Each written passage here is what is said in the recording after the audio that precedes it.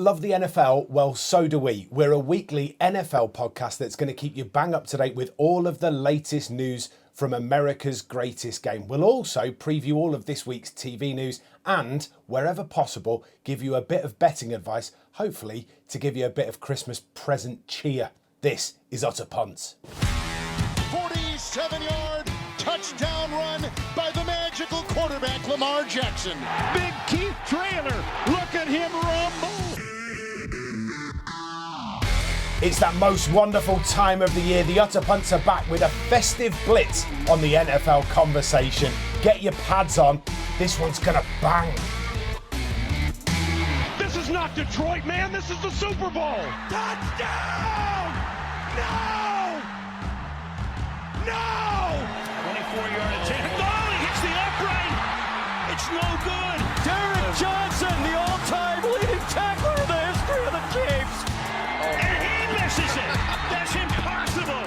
The Cardinals have knocked the Vikings out of the playoffs. Yes, welcome along to Utter Punts in association with End Zone Kit. More on that in just a moment. This is an NFL podcast made by UK fans of the National Football League. We're right here every week of the 2022 season. I'm journalist and Giants fan Liam Bradford. Alongside me are two elite level punts. In Birmingham, it's the one and only Dave Keane.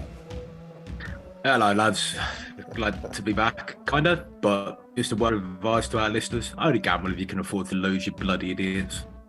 He is in a barnstormer of a mood. Next to me, right here in Manchester, Ravens fan, the stat man, Dan Horton. Not even a historic comeback win from his team can cheer him up. God help us. God help all of us, you're absolutely right. Coming up, the big game reviews, a look ahead to week 16 at Utter Punts of the Week, and we've got an awesome offer to share with you thanks to our brand new sponsors, End Zone Kit. Let's get right after it, come on! Yes, welcome along to Utter Punts. I think we're going to start with what we've spoken about currently a couple of times in the intro, and that is our brand new sponsor. We alluded to it last week that there was something going on. We were being a little bit coy. We didn't necessarily want to give all of the details away last week, but we are going to give the details away this week. We are now in partnership with a company called End Zone Kit, right? They supply kit transatlantically, America, UK. Renee and her business partner, Simon, they're wonderful, wonderful people, and they're doing a brilliant job of bringing kit from America into the UK, and not just your standard stuff, but some of the retro gear, some of the older stuff, some vintage clothing, some really interesting bits and pieces, really excellent, all the way through from 3XL in adult, including women's as well. As I say, current and vintage, whether it's the NFL, the NCAA, Major League Baseball, hockey, the NBA, whether it's just a bit of quirky American clothing, they're providing it here in the UK. It's absolutely brilliant. So they don't do full line stock, so you're not going to find every item that you would find on the NFL store, but you might find something on End Zone Kit that you can't find anywhere else. And that is the absolute beauty of what End Zone Kit are doing. Fantastic stuff. We will bring you more on this a little bit later in the podcast in terms of how you might be able to get a bit more bang for your buck. Right, Dan, how are you? Good? Yeah, I'm good. I'm full of Dave's call from last week. So how has he passed it to you via the internet? He's a talented boy, isn't he? Dave, we've already touched upon the fact that you're not your usual cheery self today, are you? Not my usual self. No, I'm all right. I'm just annoyed with being ill, but like it'll be over soon, one way or another. Oh, Dave, I feel your pain. I really, really do. We are on Utter Punts as always. Yes, you can hear we're all healthy in here. We will, as always, preview the coming games for this week. We'll do a little review of last week's games, and we start everything off with a bit of a talking point. And I thought it might be interesting to ask the both of you what you would like Santa to bring your team this Christmas. Dan, we'll start with you. What do you think that Santa needs to bring to the Ravens? A new offensive coordinator would be lovely. someone that just understands that all we've really got to do is get to the 40-yard line and kick a field goal, and we'd probably win more games than we are at the minute. I think Greg Roman era is coming to an end. You can see that there's very little going on in that offense. It's very stagnated, and it's a shame because the defense has rounded into form, whereas the start of the year that was the side letting it down. They're going to make the playoffs, I think, the Ravens, but I think they're a sitting duck now, waiting to be hit. So a new offensive coordinator, some new minds, some new game tricks, some new strategy for Lamar, I think, coming back this week, and it'd be good to see him in a fresh offense. Yeah. Dave, what about you? What do you think the Vikings need from Santa Claus this Christmas? Mate, we're perfect, man. Like, they're just a perfect team. I mean, like, they didn't wind me up at all by being 33-0 down at half time. They didn't annoy me in the slightest by not really making a comeback going until 8 minutes into the third quarter.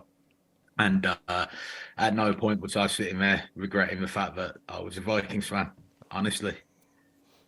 They're bad for your heart. They're bad for you. They're bad for everything. It's not good for you. I'm regretting being a fan of this sport. Have you noticed? No, did the comeback win not sort of temper all of that, though?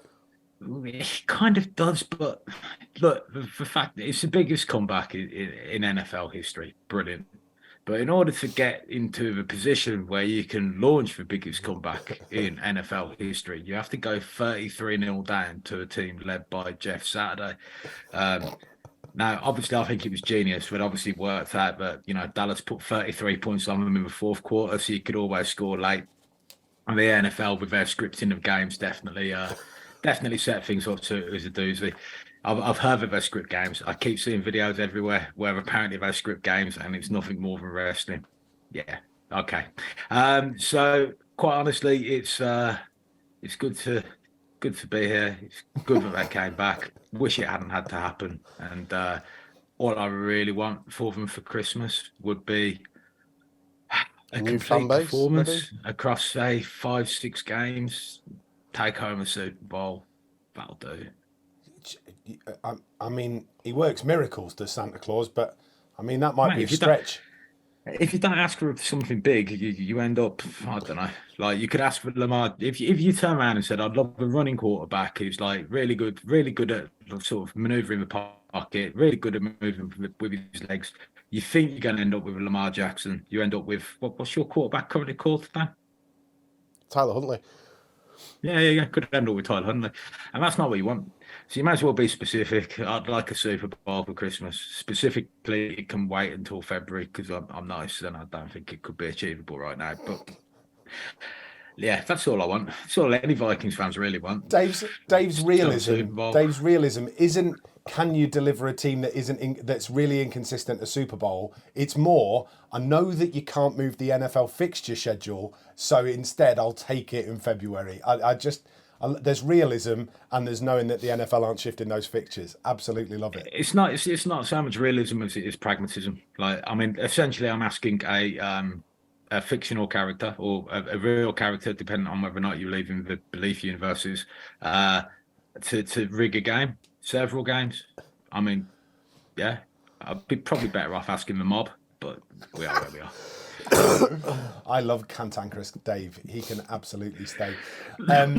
There's a load of stuff in there that we've briefly spoken about that we will continue to speak about a little bit later. We've already touched a couple of times on the Vikings, and we absolutely will do that. I need to tell you what I want for the Giants for Christmas before we go any further, and that would be a quarterback that can move really well and maneuver the pocket where he needs to move it, please. I would like Lamar Jackson for Christmas, a fit one, I hope preferably. You get him.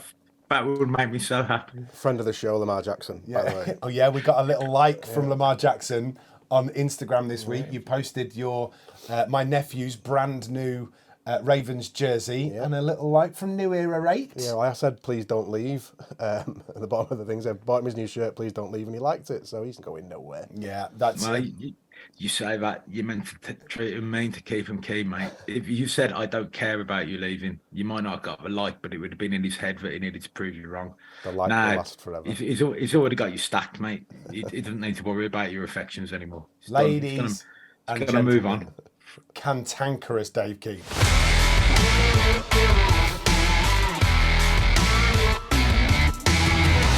Don't worry if you've missed Cantankerous Dave Keane. I promise you he will be here for the rest of the programme. There is absolutely no shift in this mood once it's set in from the Bearded Viking. Right, let's take a look back at a really, really busy week, shall we? Last week in the NFL, all wrapped up for you.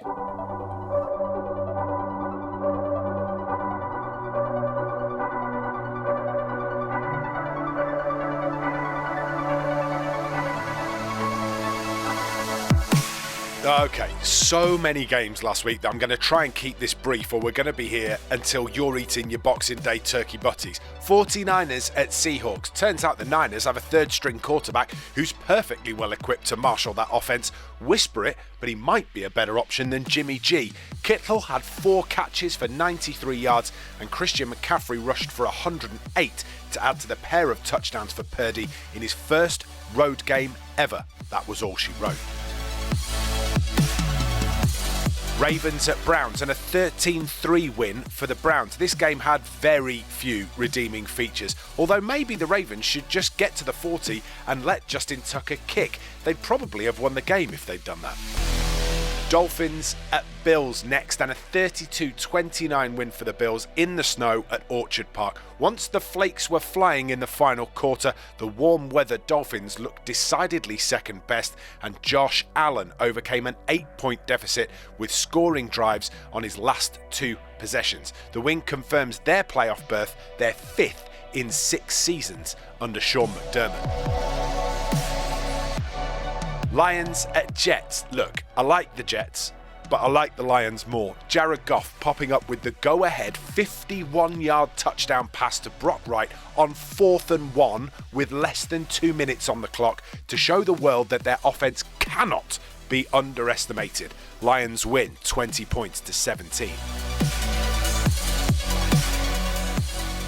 Next up, it's Bengals at Bucks, and Tom Brady's Buccaneers definitely living up to that utter punt moniker of the stinkiest team in the NFL at the moment.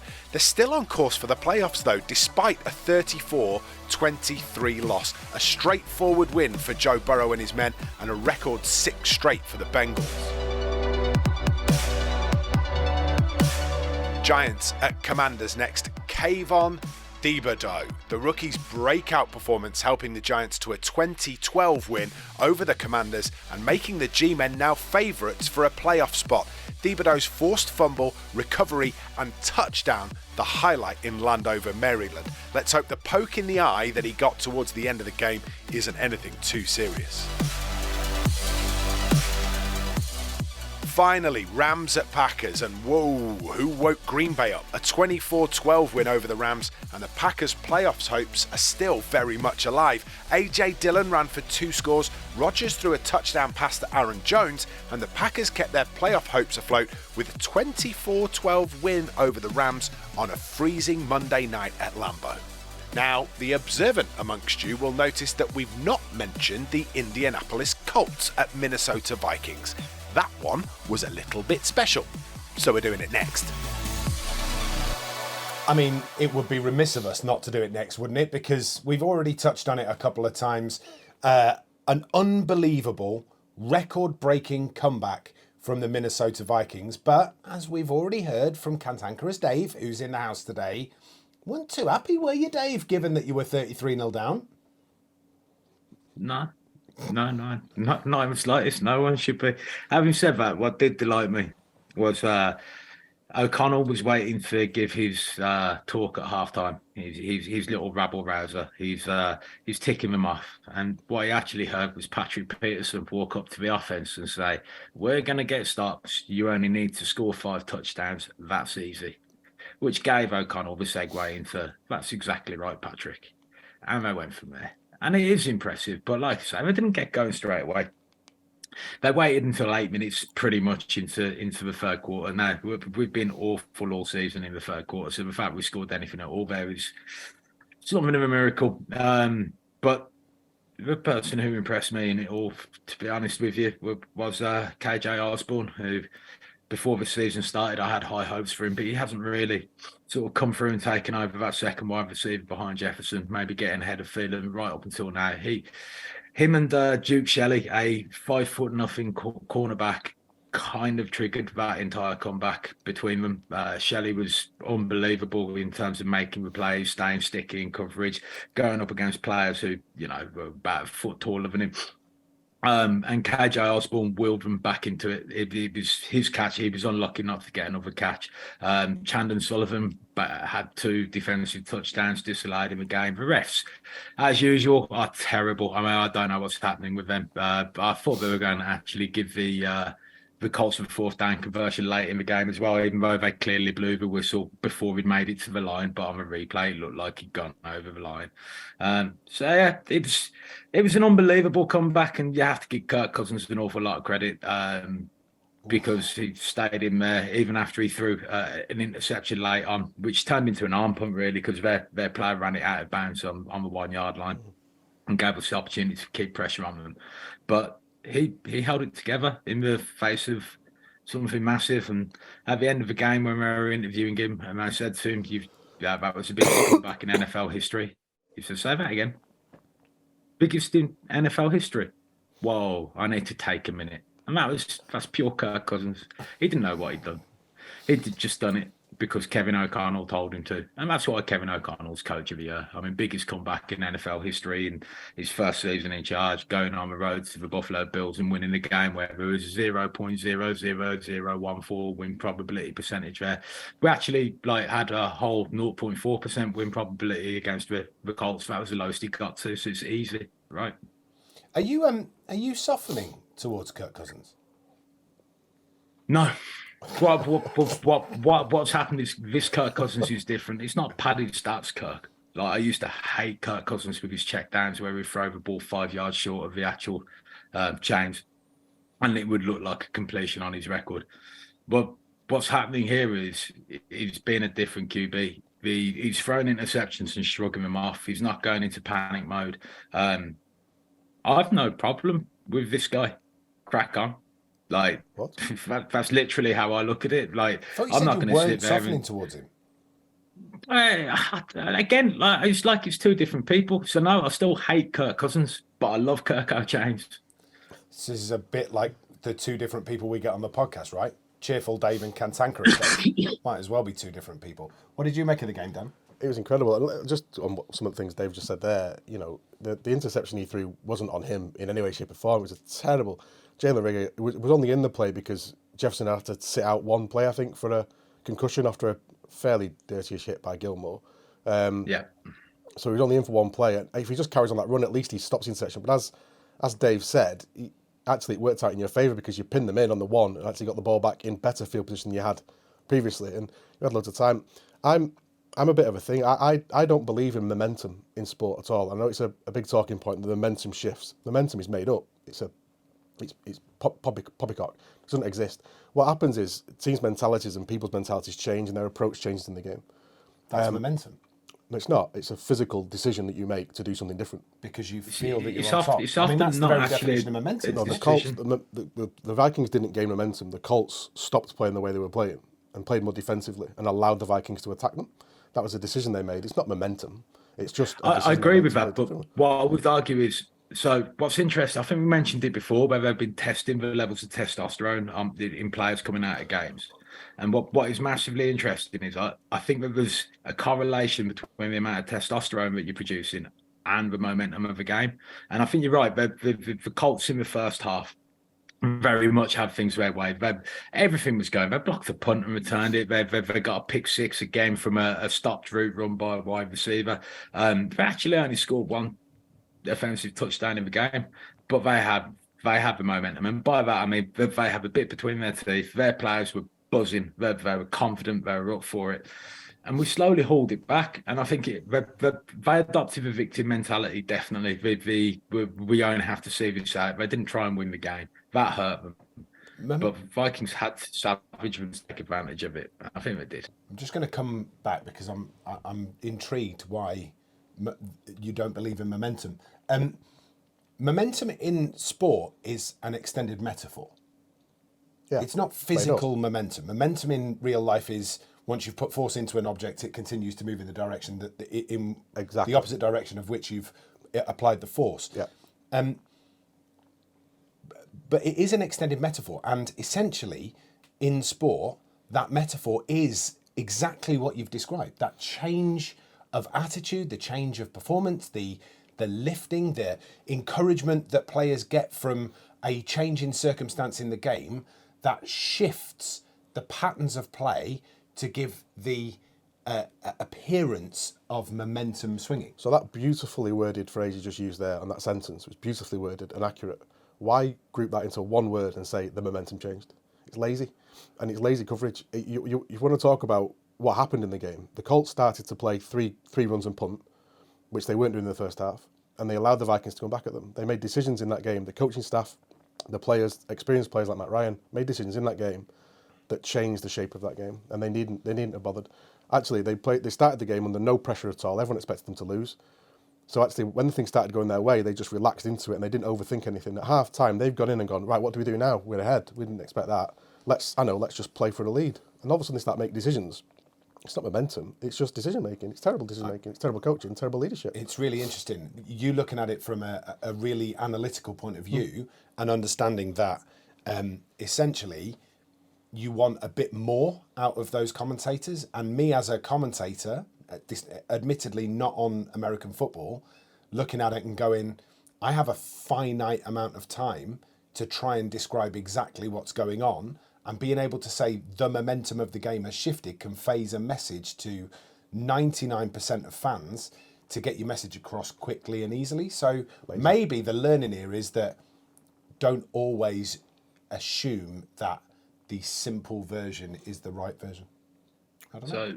So I'd like to kind of expand on that slightly and to say, I hadn't considered it in those terms, Dan. You're right, it is lazy.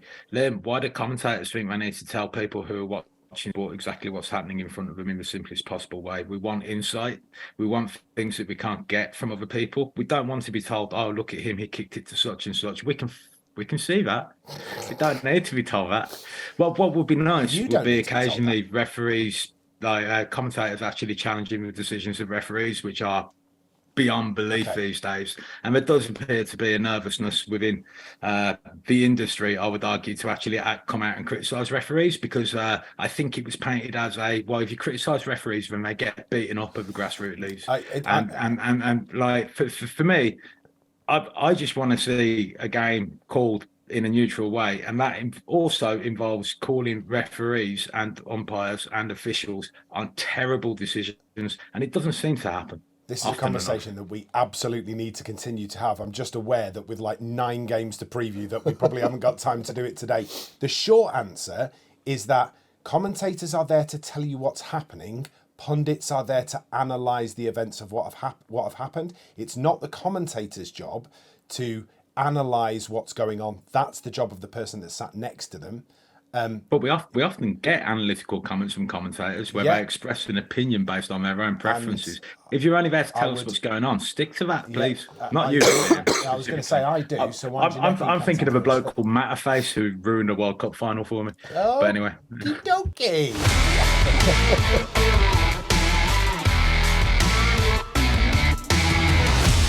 We love you, Sam. Just in case you're listening, we appreciate everything that you do on both radio and television. And please don't send the lawyers after us. That would be marvellous. Right, let's... My personal opinion. That'll do, as long as you keep reiterating the fact that it is not the view of Utter Punts as an organisation or as a podcast. That would be absolutely marvellous. Is he your mate?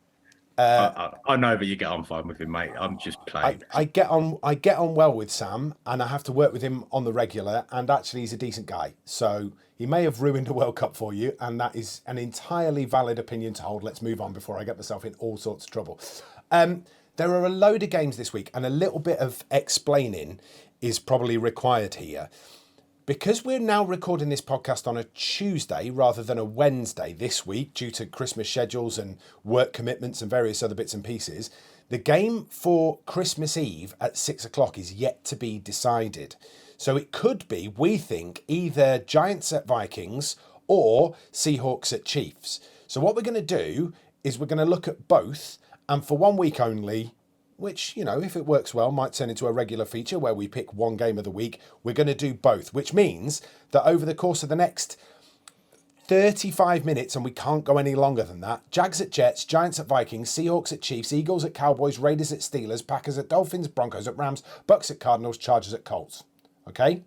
That's a lot of previews to do. We're going to start with Jags at Jets, and obviously, Dan, what I'm saying to you here is, hurry up. Don't overegg the points. We'll cut back on Raiders, Steelers, can't we? Works for me. Woody Woodpeckers and Bucks. That won't take long either, so No. we'll wind them back in. Jags at Jets. I think the Jags were Jags really... at Jags at Jets. I think the Jags were really impressive against Dallas on Sunday. They exposed the weakness in Dallas, which is Anthony Brown was out there, their other cornerback to Trayvon Diggs, and it really exposed him in the secondary. And Trevor Lawrence, for me, is starting to look like the prospect that we thought he was. Coming out of college, he was described as a generational talent, and we haven't seen that. He's been plagued with inaccuracy. Really, is the best thing to say. And obviously, he had a terrible coaching situation last year, so we haven't really seen him. But he's turning Zay Jones into Devontae Adams at the moment. The ball's just exactly where it needs to be and exactly at the right time. And there's a bit of luck going their way. But when I'm watching Lawrence, I'm starting to see what I see in Justin Herbert, which is there's a throw or two every game that is just beautiful. I mean, it's art. The way he goes, where he is to where he puts the ball, and it's across his body sometimes, but he does it every now and again. It's brilliant to watch. I worry for the Jets here because I don't think Quinnen Williams will play again. And what's more concerning is that I think Zach Wilson will play. He's standing in for Mike White, and this is a very aggressive Jaguars front that they're coming up against, and I can just see them scrambling Zach Wilson a little bit. I hope he steps up, and I hope he builds on the week he had last week, Zach Wilson, because he played well against the Lions for a long time. I think he threw for over 300 yards, a couple of touchdowns, a couple of lovely throws. I think one to Garrett Wilson was a really nice pass, and the touchdown pass to Azuma was really good and top level. But he needs to build on that, and I think this is a tough situation for him to build on it in against this Jags team. I think this will be a very tight game. The bookies can't really decide on it, but I'm leaning to the Jags. I think they've just got that top end talent and the confidence at the moment to take them into the game. Dave? No, I agree. No further comment. Not really interested in that game, to be honest. Don't know why they're putting it on. Good stuff. Cantankerous Two Dave. playoff teams. Two Strikes potential again. playoff teams. Right, okay, so whiz around the table. Jags or Jets? Keynote? Yeah, I'm going to go with Jags. Yeah, I'm going Jags too. Dan? Jags for me. Jags all round. Right, okay, so I suppose the only thing left to do with this one is say, where's the money? Like, what do you do with this? It's an even money split, so we're saying the Jags will win, so you don't even need to get any points or take any points off. It's 10 to 11 both teams, so I think the Jags will put some points up, and I think Wilson will bomb out, so he'll either throw some touchdowns or he'll throw some turnovers and give the Jags short field. So I think points. I think the line's only set at 38.5 because the Jets' defense have been so good. So I think Jags to win, and you could probably get the line at 42.5 for under as a little double. That would make sense to me. Nice. These Thursday night games have been nuts, though. They have been a bit crazy. Yeah, the only thing I'll throw in is Quinnen Williams will be back for this one. Will he? Yeah. Good. He nearly went over weekend after all. Yeah, he was 50-50, wasn't he, against the Lions? Yeah, and if that happens, then quite honestly, I think where Lawrence does struggle again is interior pressure. It always seems to be the way when players first coming into the league. It's the interior pressure that gets to them. If that's the case, I'd probably go under on the 42.5 point line because I think it would make a big difference in terms of what's feasible, what's possible for both the offense and the defense where Williams is playing. I think this is a playoff game as well, really. So both these teams need to win. And I think that sort of pressure will bring the point score down because then they'll take less risks. All right, good stuff. Right, we're going to move on from that. We're going to put a line underneath it.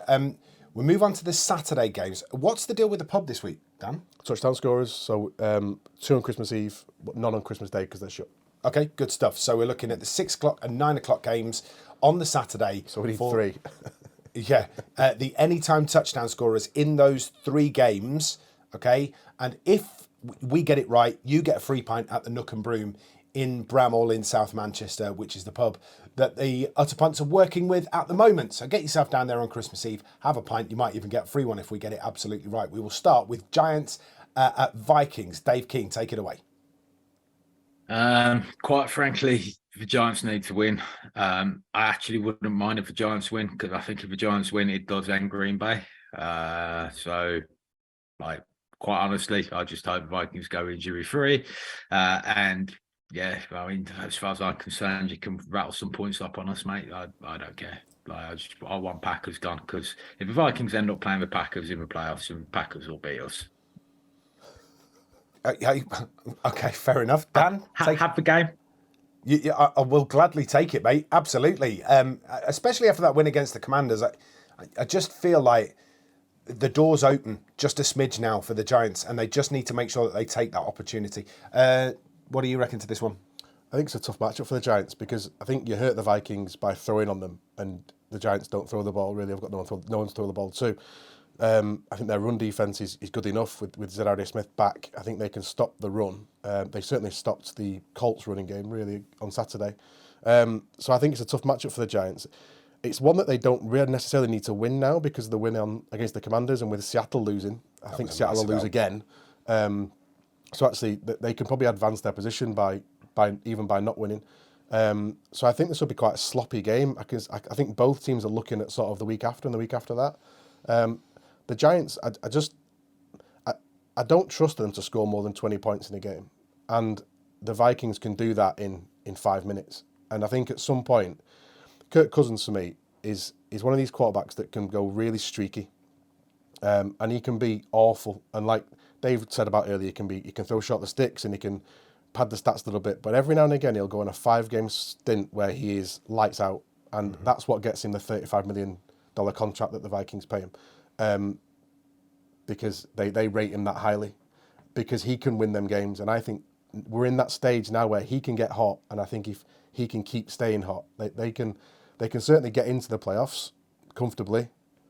I think we all know what I think was going to happen when they do face someone with a pass rush. But I think this is a game for the Vikings. I really do. I think the Giants are just waiting to be beaten, really. I don't know how you've done it, but you've raised a smile.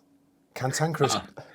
It's more of the fact that I found out the other day that the previous second half comeback from a major deficit was 24 points. Do you like that game? Kirk Cousins was like, you like that game. So Kirk Cousins this season has got 7 fourth quarter comeback drives, and I think he's only 1 or 2 away from the league record, which I think is held by Matt Stafford when he was with the Lions. It's not held by Matt Ryan, is it? It's probably not by Matt Ryan, no, bless him. I mean, like that's Matt Ryan. A couple of records to have on your career now, like a potential Hall of Fame career, but because you've allowed the 2 biggest comebacks in the history of NFL. Yeah. So it's that he was the quarterback for the biggest comeback in Super Bowl history, the biggest comeback in playoff history, the biggest now comeback in regular season history, and the biggest ever comeback in international game series history. It's all Matt Ryan. Giants fans, there is a possibility here that a couple of players back off the injured list and might be able to get a bit of game time. I think Xavier McKinney might be there or thereabouts, and that might just change things ever so slightly. I'm trying to find some kind of positive to eke out of this conversation before we go into the next bit, which is, can you give me a prediction which way you're leaning, Dan? I think I don't understand how the Giants keep winning, because they're just really well coached, and let's be honest, that's what it is. Their coaching is next level, and I think that's what's getting them through these games. Yeah, that and Saquon Barkley. Yeah, but they're playing together. They're a unit, so they're tough to beat, and I think they hang around in games, and I think they're tough to beat. But I think the Vikings are a finesse team, and they've got that firepower all over the field now. Dave spoke about KJ Osborne earlier. He's outshone Adam Thielen by miles now. Hawkinson's starting to come more and more into the game. Dalvin Cook starting to make plays now. They've just got too much, I think, in a game like this. So it's the Vikings for me. Dave, Vikings or Giants? I'm going to go with the Giants, mate. Don't do it to me. Why? Why would you do that? Do you want us to be right? Because it's boring if I do it the other way. No, it's the right thing to do. If you pick the Vikings, which is the correct thing to do, it means I can pick the Giants and everybody's happy. But now you've picked the Giants, I've got to pick the Vikings. Happy Christmas, Liam, I'll take the Vikings. Despite thinking that actually the Giants have got half a chance here. And I can't do it to our record. So thanks to you cantankerous swine, I've now got to pick the Vikings. So thanks a lot. You haven't got to. I have. Okay. For our pick rate, I have. You picked Baker Mayfield last week. You can't care about it that much. No, that's true. I just thought Baker might be able to come up with something. A couple of interceptions. Yep. Moving swiftly on. No, So I'll go Vikings. You've gone Vikings. Yep. Dave's gone Giants. We need an anytime touchdown scorer. Saquon? Jefferson? Go Saquon, mate. Yeah. Happy with that. All right, so Saquon Barkley in that one. If he manages the anytime touchdown, free pint in the Nook and Broom. The other 6 o'clock game, which we think might potentially be on the TV when it finally gets decided, is Seahawks at Chiefs. I'm less confident that this one's going to be on the telly, only because the Chiefs have got nothing to play for here, and the Seahawks are, well, the Seahawks. So, I mean, they've already won the division, haven't they? The Chiefs, they won that last time out. So essentially, the only thing they're playing for is momentum, Dan, right? No, they're playing for the number 1 seed and home field advantage without the playoffs. They're only a game back from the Bills, so they need to win out. The Bills have got some tough games coming up. They've got the Bengals, so the Chiefs will be hoping to keep winning because they've still got a chance at the number 1 seed. Bear in mind, the AFC's gone through Kansas City the last 3 or 4 years, so they're comfortable with that, and that's what they're playing for. And Seattle need to win because if they lose, I think they're as good as done. They'll be 2 games back on one of these other teams then, and I think that's just a long way for them to come because they look like they've just run out of steam a little bit, the Seahawks, to me. I think the Chiefs, although they were awful against the Texans on Sunday, but the Texans are one of those teams now that are playing with absolutely nothing to care about. They're playing really free, no pressure, and they're just having a really good time. And these guys are all supreme athletes, so they can upset you a little bit. And if the Chiefs sort of took their eye off the ball a little bit and didn't go into the detail because it was the Texans and maybe had their eyes on this game, then you can see why they struggled. But they still came through and they still won, and ultimately it's the W that counts. And I can't see anything else but a Chiefs win here against the Seahawks At Arrowhead. At Arrowhead in the cold. What are the points? It's pretty big. It's 8.5. I'll probably go with that. Look, the Seahawks have to at least show that they're trying to fight for their season here. I think if the Texans can run the Chiefs close, it could be that the Chiefs are just going through that little spell of a season where they're kind of readjusting to the fact that the job is pretty much already done. It is potentially viable if someone can catch them at this point and do something against them.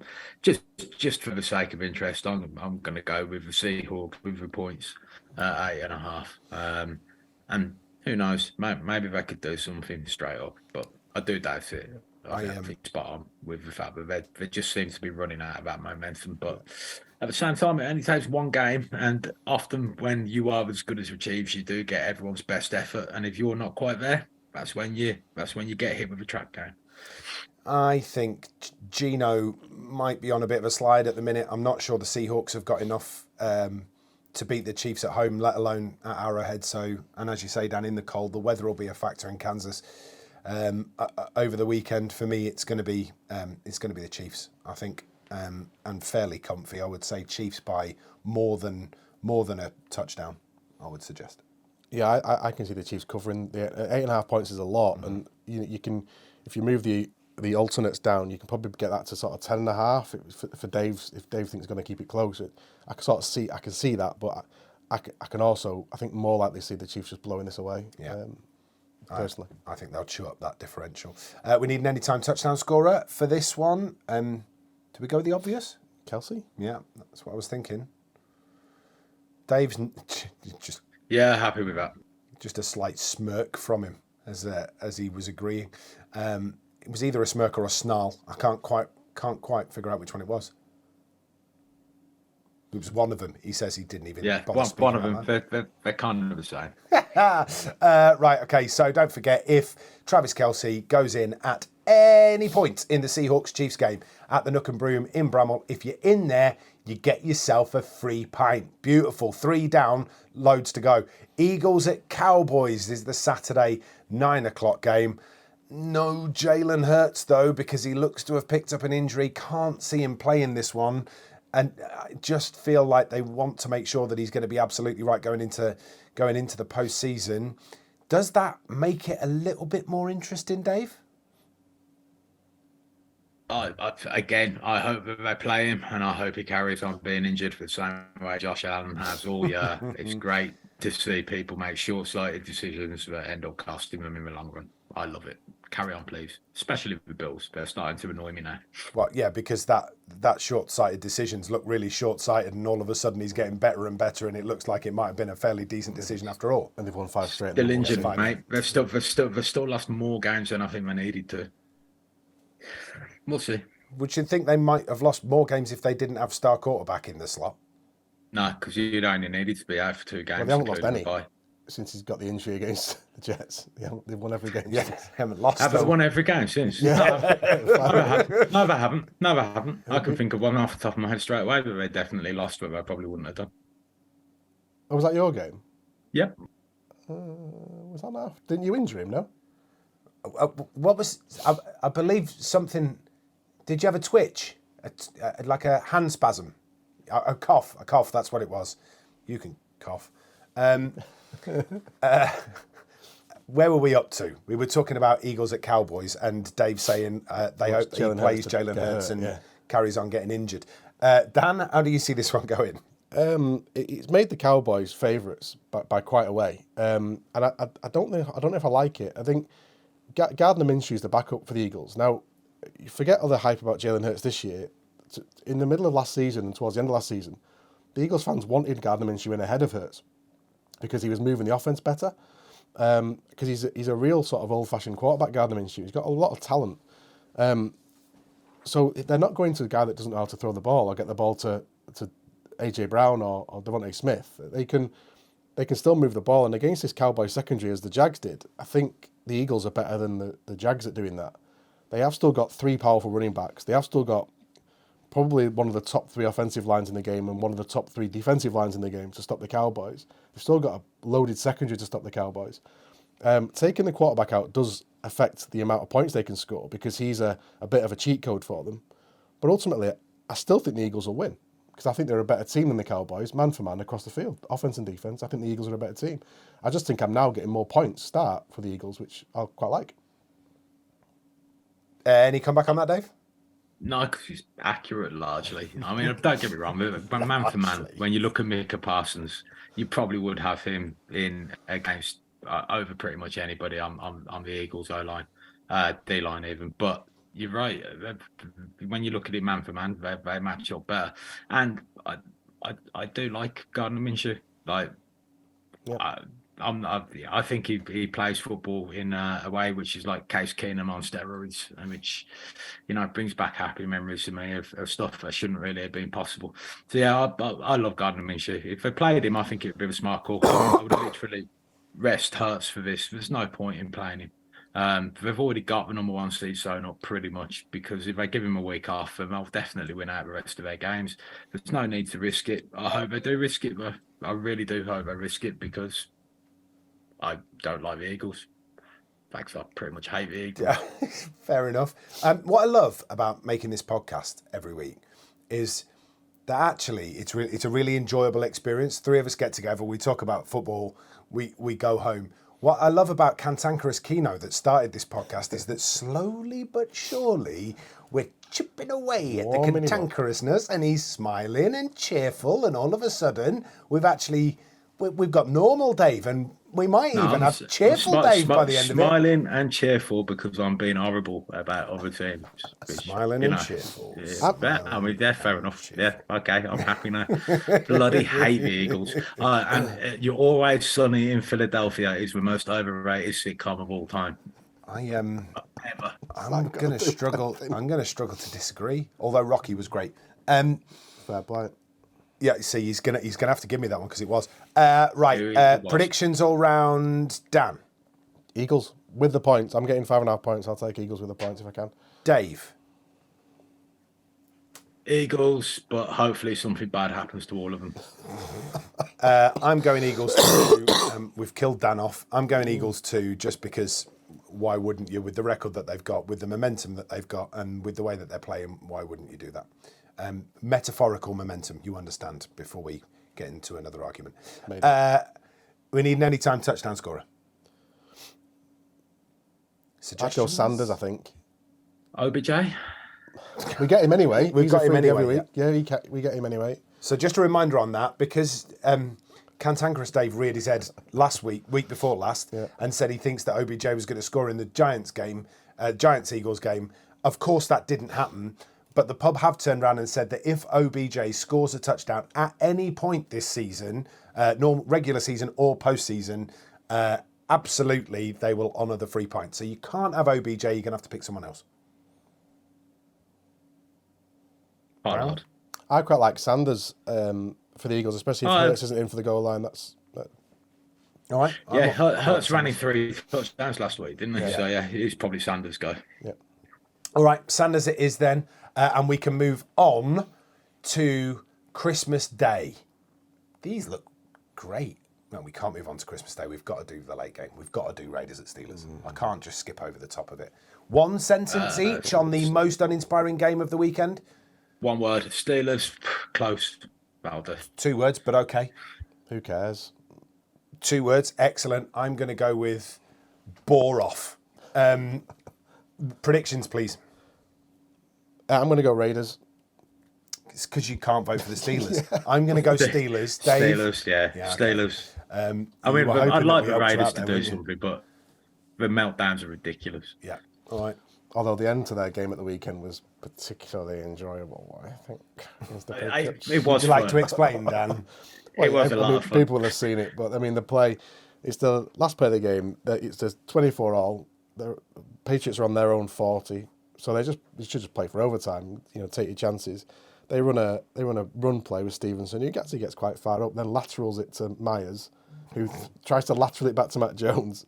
Chandler Jones intercepts it for the Raiders, shoves Mac Jones out of the way and runs in for the score, and the Pats lose, and that's pretty much their season done. It's not as though Mac Jones was even available to have a ball lateral to. He had Chandler Jones standing on his feet in front of him. As the ball came in, Chandler Jones just looked shocked, plucked it out of the air, face palm Mac Jones, and was off to the races. Wow. Chandler Jones' interview afterwards, he said, "Why did you feel you needed to shove Mac Jones into the turf, as well as taking the ball off him and scoring?" He said, "I often see these pickups, and the quarterback usually makes a play, so I thought I'd just take him out of the game completely." You can only applaud that level of shithousery, can't you? Absolutely brilliant. Just imagine Belichick at home, I'm dying. Oh, he must have been cringe. Right? No. Did you see Belichick? Did you see Belichick asked about it? No, what happened? Gone there. I was trying to be quick. We're now going to have to talk about it. Yeah, but this is totally worth it. They said to Belichick, "Why didn't you throw a Hail Mary?" And his reply was, "We can't throw the ball that far." It's something that towards me. All right, yeah, okay, that was worth it. Pats are broken, episode 1. Christmas Day, then, 6:00, Packers at Dolphins. Bearing in mind that we are running a little low on time, so we do need to pick up the pace. Dan? Good game. I think the Packers have been beating up some bad teams. They've been running the ball well. I think the Dolphins showed me enough against the Bills on Saturday to say that they're the much better team in this. They're probably the playoff team in this. They probably have too much firepower for the Packers, and I'd go Finns all day. I loved the way Raheem Mostert ran the ball on Sunday against the Bills. Really good. Against a decent run defence, the Bills. They're not that great in the secondary, but their run defence is really good, and he looked electric. He looked like he's over his injury. He could run all over the Packers. They're susceptible to the run. Yeah. Give me the Dolphins. Dave? Only going with the Packers because society is cursed and they'll end up getting to the playoffs somehow. I just feel that just maybe the Packers, with the just sliver of hope that they've got of reaching the playoffs, might leverage that position. So that being said, momentum in, do you mean? I am absolutely 100% gonna back the Dolphins. Good lad. Yeah. It's the right decision. It's the sensible decision. They're better than the Packers. I'm I'm glad at home, you did. and that makes a massive difference. This is in Miami, so it's not at Lambeau Field, the frozen tundra. This is in Miami, and it's going to be hot. So I think the Dolphins love too much. Yeah, I agree. Dave? I hope so. Good stuff. I hope so. I don't want the Packers to win. I just think I probably will because it would annoy me. Where's the bet on this, Dan? Miami are giving up 4.5 points, which is quite a lot. I think this might be a field goal game, but I've looked at the points. The point zone's only 46, and I can see them both scoring points. So I would go over on the points. Works for me. But I'm renowned for saying the Dolphins will score loads of points, and they only never just score enough. Yep. All right, good stuff. Moving on, I've got to say the Christmas Day games they're not filling me with a lot of joy. Before we do the next one, just a little bit of a shout out to End Zone Kit again. So if you missed a little bit earlier on, the 15% discount code for you, which you will have heard a little bit earlier, but is Punts, all one word, Punts, Punts, 15% discount off at End Zone Kit. Go and find the website. We are in association with them now. Renee and Simon, lovely, lovely people, despite Renee being a Broncos fan. And that means that we've got to now have a look at Broncos at Rams. And bearing in mind that our brand new sponsor is a Broncos fan, boys. Good news. You know what you've got to do. I've got good news. What's that? Brett Ripien has saved their offense. He's come in for Russell Wilson last week, and he's actually functional. Yeah. They can move the ball. They've scored points. They were only playing the Woody go. Woodpeckers, which, granted, isn't a massive achievement. The Arizona Cardinals, in case you're joining us from this episode. It's a long story. It involves my sister. Carry on. So, Denver, much more interesting now because they've got a quarterback who actually is causing them a bit of a problem because it looked much more functional last week. Than their franchise expensive quarterback. $250 million quarterback, yeah. Now, whether they bring Wilson back in or not, I don't know. I wouldn't. I would see what I would sit Wilson if it was me. It's hard when you're paying that much money. He needs a break. I think he's just fried. I think he needs some time away. That he's not going to make the postseason. So I would play Ripien. I would just see what's going on there. And for me, the Broncos are much more interesting now to watch. They're a much more fun team to watch. Latavius Murray's running the ball well. Their offensive line looks a bit better. Jerry Jeudy's the last few games has really stepped up, and he's been the player that we thought he was. For me, the Broncos have got a bit more firepower now than the Rams. We're looking for the least worst here, Dave. No, the Broncos had an excellent squad. They just had a quarterback who came in and could only remember the playbook of the Seahawks. It was a crying shame. Chapter 1, page 1, still, that's all he had. So funny, and what an escape for everyone whose fan base actually wanted him. The two quarterback trades from the summer, Russell Wilson and Deshaun Watson. Yeah, I mean, the less said about both, the better, really. Yeah. But Latavius Murray, what a legend. 32 years old. If you need 4 yards, he will get you 4 yards. If you need 6 yards, he will get you 4 yards. But what are 4 yards? I love the dude. Like, in theory, just let him run the ball every down, and you always get first downs because 12 yards for 3 runs, right? But he's just an absolute dude. He was great when he was at the Vikings. We used to have him and Cook in the same backfield, actually. I think that was our 2017 backfield, which is obviously pretty decent. And yeah, he's excellent at everything that he does. It's just a shame that he's the wrong side of 30 because otherwise he'd be getting paid because he is playing at a very high level, pass blocking, as well as running the ball and catching the ball out of the backfield. But it's like, at least Denver has legalised cannabis, so when it goes badly for them, at least our kit sponsors will be able to find some solace in the local medication. That's all, really. Bless them. You both sound like you could do with some kind of medication.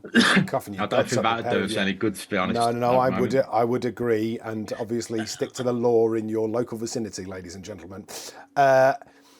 So, Broncos at Rams, Broncos or Rams? Dan? Broncos defense is the best unit in the game, so I'll take the Broncos, I think. Yeah. Merry Christmas. Dave? Aren't we paid now to take the Broncos every week? No. Broncos? No. Oh, we're not? No. I mean, we're paid by a Broncos fan, and if you want to, keep the sponsor sweet, then yeah, absolutely. But you don't feel like you need to. If you don't want us to put you in a Packers jersey for the rest of the year, then, Yeah. I love the Broncos, and I hope Russell Wilson makes an excellent comeback next year. I don't hope you've wasted $250 million on a terrible quarterback. Instead, I hope it all goes swimmingly. Don't send me Packers gear. End Zone Kit, don't forget, 15% discount code at checkout is Punts, Punts. I'm also picking the Broncos because it'd be stupid not to, really. Contractually obliged. Late game, stinkiest game of the weekend, boys. Bucks at Cardinals, and this one whiffs bad. I mean, it's the easiest one to pick of the weekend because I think even the Bucks can beat the Woodies. The Bucks need to win. They probably need at least one more win to make sure of the division. And they're probably going to go into the playoffs 7-9. That will probably mean they're hosting a playoff game, which is, I mean, it's just hilarious, isn't it?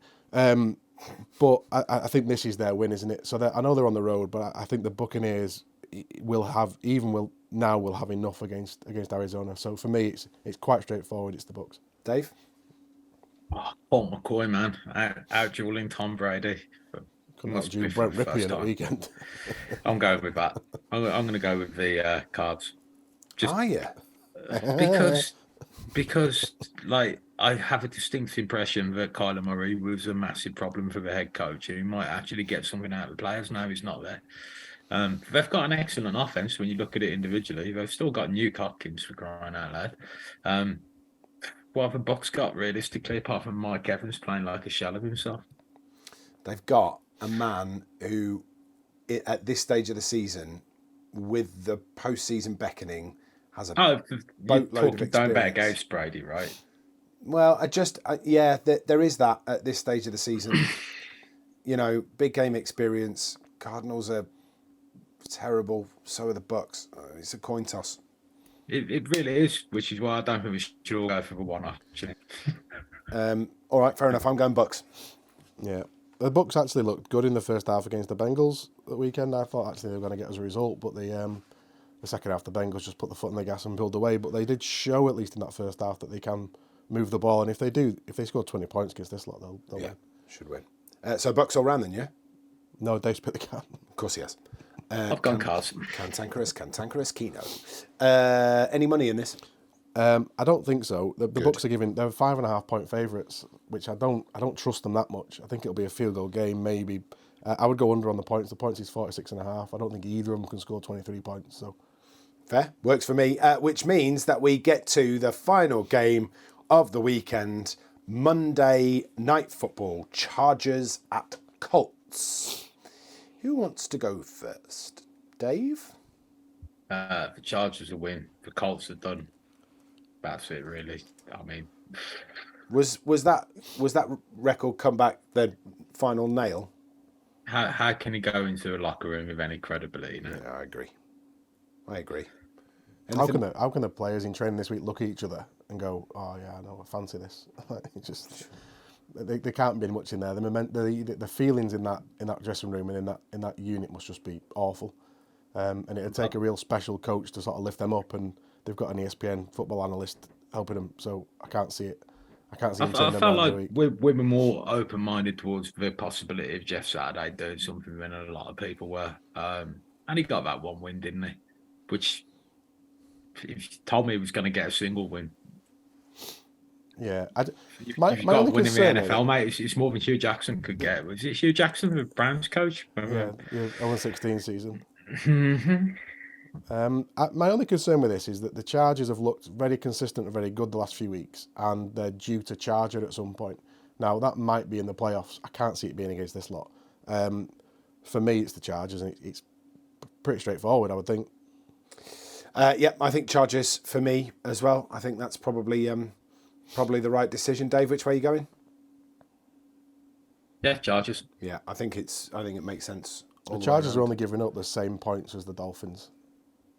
So I think it's a bit nonsensical that for me the line should be much different. So Chargers minus the 4.5 is nice, very nice. Anything to add, Dave? No, done. Terrible games, really, aren't they? Yeah, Christmas Day looks absolutely rubbish. It's got to be said. Right, okay. Dolphins Packers will be good. That's about the only one, isn't it? You'll all be drunk by 9 o'clock anyway, won't you? It's I the only wouldn't one. even guarantee that the Packers have put some stinkers up this year. You can't say definitely. Why do you look miserable about that? That should be joy to the world, should it? No? I love Aaron Rodgers, isn't it? Fair enough. Right, there's the games previewed for you.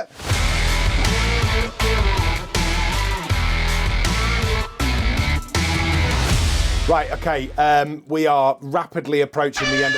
That's exactly what I thought. Rapidly approaching the end of the programme. 2-minute warning, all right, which means utter punts of the week. I'm going to go first. I picked him last week, I think. I'm picking him again this week. Jeff Saturday, utter punt. I did try to tell you. Yeah, no, get out. Get out of the game. Dan? I'm going Stephon Gilmore. One really dirty hit on one of the class players in the league, Jefferson. And the commentators who aren't allowed to say anything negative ever were all saying, oh, maybe he turned his head. He didn't. He tried to take him out of the game because he was making him look silly. But Jefferson then made him look really silly with what I think is one of the best routes for a touchdown I've seen for years. Just watch it. He steps in, steps out, steps in, catches the ball, and then laughs at one of the best cornerbacks in the game, and has been the best cornerback in the game for years. Won Defensive Player of the Year a few years ago, Stephen Gilmore. Justin Jefferson made him look silly. So for that, Stephen Gilmore, and you're an expatriate, by the way, utter punt. Dave, which way are you going? I was actually going to go with Gilmore as well. You can have a double nom, that's fine. The moment where Jefferson reached the ball out towards him in a way that suggested you might still get this whilst laughing at him was for me probably the psychological blow that basically meant that the Colts realised. Do you come back from that? Do you ever come back from that? I don't know. Not with Jeff Saturday as your coach, I don't think. Lovely stuff. He was doing all the dirty tricks. Like there was a face mask in there on a route as well, which didn't get called. But yeah, Justin Jefferson. What a legend. I nearly nominated him for his modified gritty, which looked terrible, frankly. But he's Justin Jefferson. He can do what he wants. He can do what he wants. Look, that's all we've got time for. I know it's been whistle stop for some of these games, but just one more push for you. One more shout out to endzonekit.co.uk. That's the website that you need. The discount code that you need is Punts, Punts. They are absolutely belting human beings. Great company. Great gear for absolutely anybody, no matter what your size, what your gender is, what your age is. They've got something for you, and we're absolutely delighted to have them on board. So get across there and check it out. 15% discount at checkout if you use the code PUNTS. Dan, thank you very much indeed. Thank you very much. Dave, thank you very much indeed. Pleasure. He even Merry thinks it's a Christmas, pleasure, Dave. cantankerous Dave. Merry Christmas, mate. Merry Christmas, all.